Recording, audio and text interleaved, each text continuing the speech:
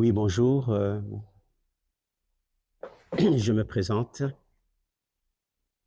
Je suis Dovat Batotele.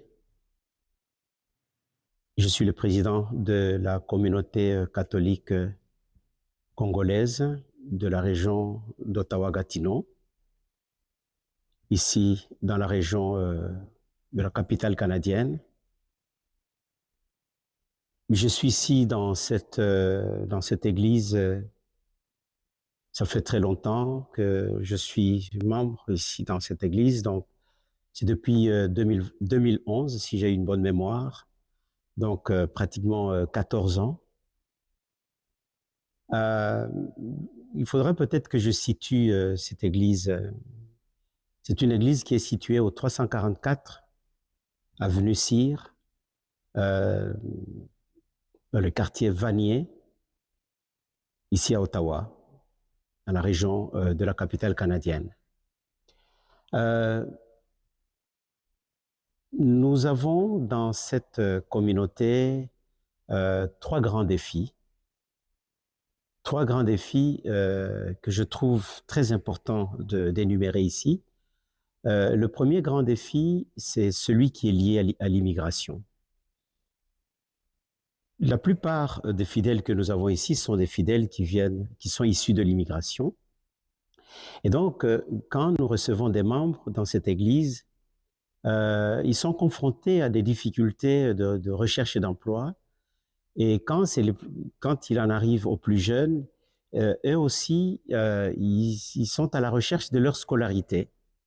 Donc, c'est des étudiants, c'est d'université, c'est aussi des élèves.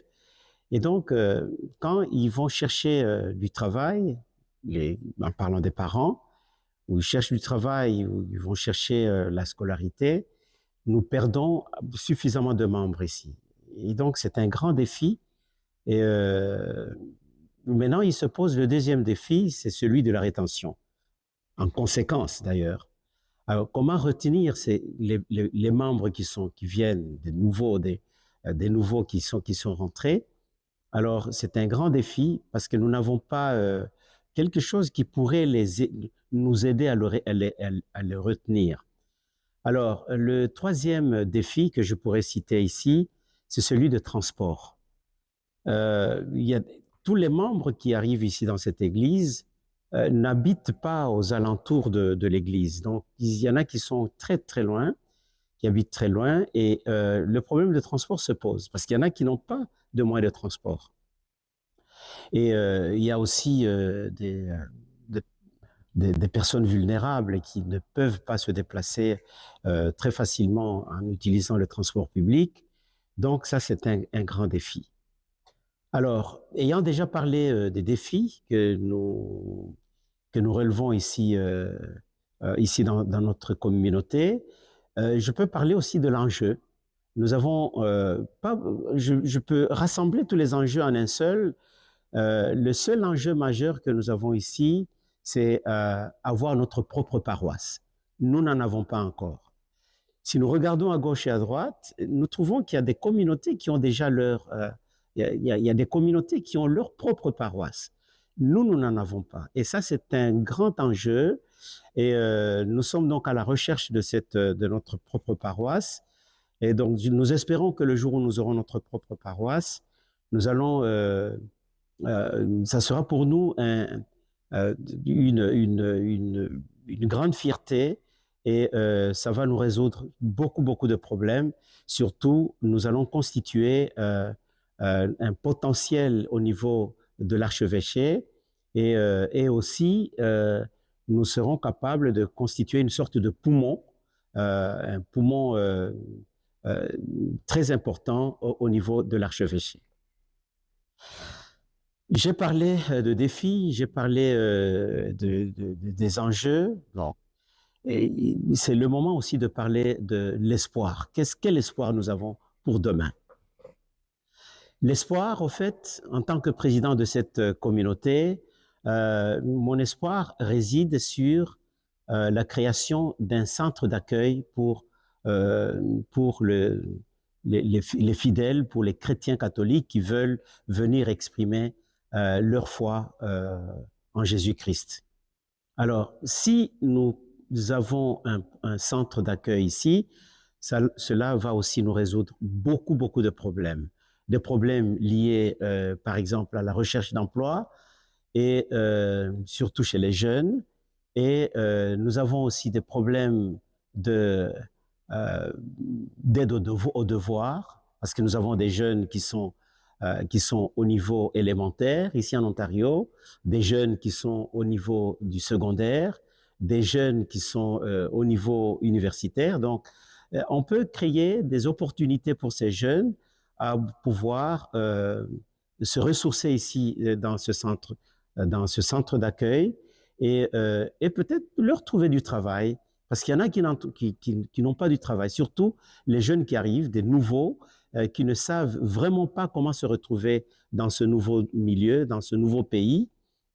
Et donc, ça sera pour nous une belle plateforme de rassemblement des jeunes et d'autres personnes.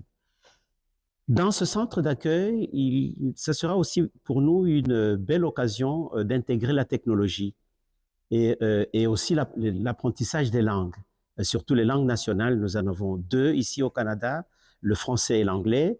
Il y en a qui viennent, qui connaissent le français, mais qui ne savent pas s'exprimer en anglais. Et pourtant, l'anglais ici, c'est une langue majoritaire, surtout ici en Ontario. Et donc, ça sera une opportunité pour l'apprentissage des langues. Les jeunes ont besoin aussi d'être encadrés quand ils viennent de l'école. Ils auront des opportunités pour être encadrés, du bénévolat que nous allons développer dans ce centre d'accueil. Le bénévolat étant justement une valeur ajoutée dans notre communauté canadienne. C'est une chance pour moi d'ailleurs parce que j'ai une médaille du gouverneur général dans le même sens et donc ça sera une opportunité pour mieux encadrer encore les jeunes ici dans notre communauté.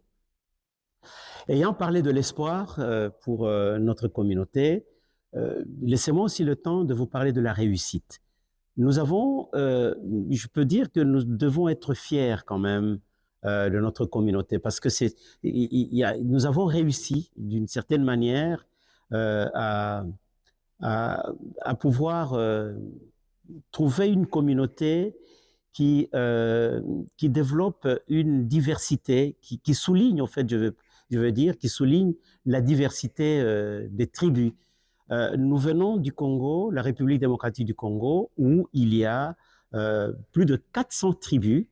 Et donc, dans notre église ici, dans notre communauté, toutes les tribus confondues sont ici et nous réussissons à vivre dans la convivialité. Et donc, pour nous, c'est une réussite. La diversité tribale, la diversité, deuxième diversité, c'est la diversité linguistique.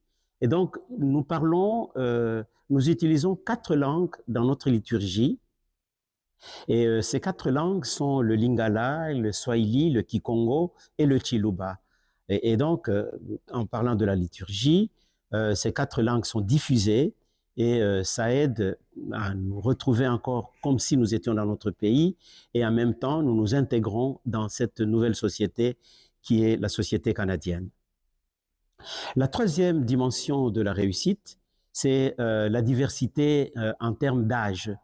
Nous avons une communauté diversifiée, plusieurs âges, plusieurs structures en termes d'âge. Donc, nous avons des jeunes, des enfants. Nous avons le groupe K ici qui est constitué généralement par des très jeunes enfants.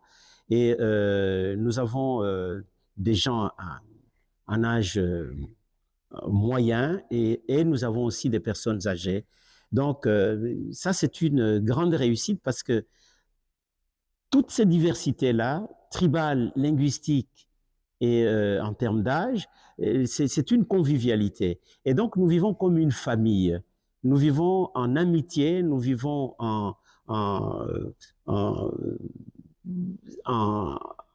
qu'est-ce que je peux dire? Le terme que j'allais utiliser, c'est plutôt le terme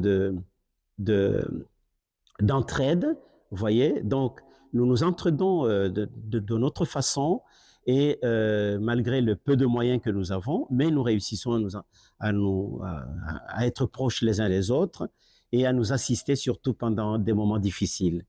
Alors voilà plus ou moins, si vous voulez, euh, le, la dimension sur la réussite de notre communauté. Et donc, nous avons l'espoir que euh, le fondement qui est le nôtre ici, c'est-à-dire la foi en Jésus-Christ, la foi chrétienne, c'est celle qui nous rassemble davantage et qui va continuer à nous rassembler de plus en plus. Voilà, si vous voulez, les quelques mots, les quelques éléments d'intervention que je voudrais partager avec vous. Et si jamais vous avez des questions à nous poser, nous sommes toujours les bras ouverts. À tout moment, vous pouvez venir. Pour résumer, je suis Dovat Batotele, le président de cette communauté congolaise, ici dans la grande région de la capitale canadienne.